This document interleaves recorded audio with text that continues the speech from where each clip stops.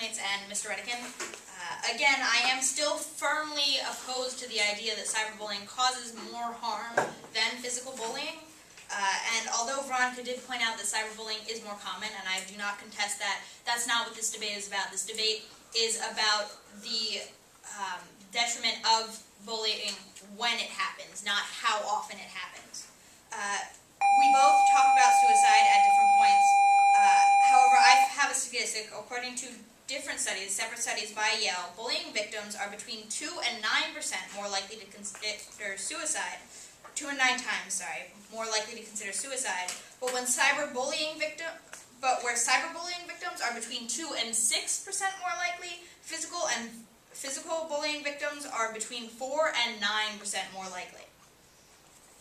And of course, I don't want to undervalue the struggles of students who endure cyberbullying. And of course, I would never say that they aren't or can't be damaged by the experience, and that would be a gross misrepresentation of the issue. But the plain fact of the matter is that, on average, they are not as damaged as those who are physical bullying. If you're cyberbullied, although this is not always the case, you have the ability to block the IP address of an anonymous user. The top cyberbullying destination is Facebook. People there you can unfriend, you can block them, you can delete their chats. There are several options for you to get out of the situation, where a physical bully does not always have the capacity to remove themselves from a situation where they are being physically injured.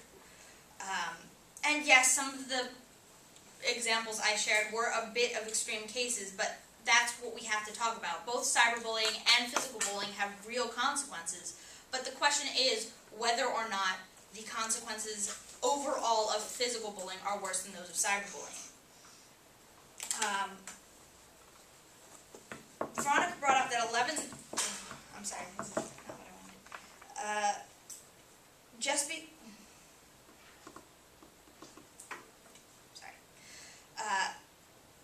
Again, I would like to point out that my arguments are that the extent of physical bullying, the helplessness of victim of physical bullying feels, and the legal issues surrounding physical bullying are greater than those surrounding cyberbullying. And again, the Free Dictionary defines detrimental as causing damage, harm, or loss, and more as a greater or additional amount or degree. Just because there is more cyberbullying does not mean that there's more damage. The third killer may be suicide, but half of suicides result from bullying, and not all of those are cyberbullying attacks. Ultimately, what you as judges have to decide is what... Oh, wait, I'm sorry.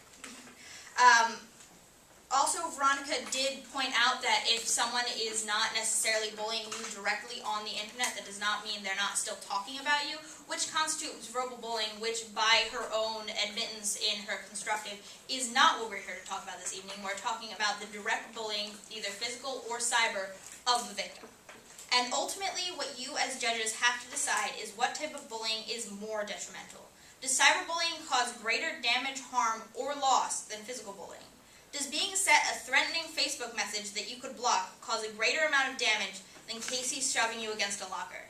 Does that weekly email you get sent calling you fat, which you can easily delete, cause a greater degree of harm than someone tripping you in the hallway every day on your way to third?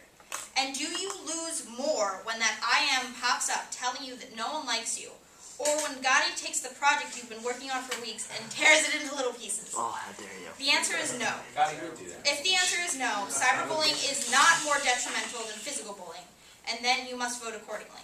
And remember, in any case, bullying is whack. Get on the right track. Thank you.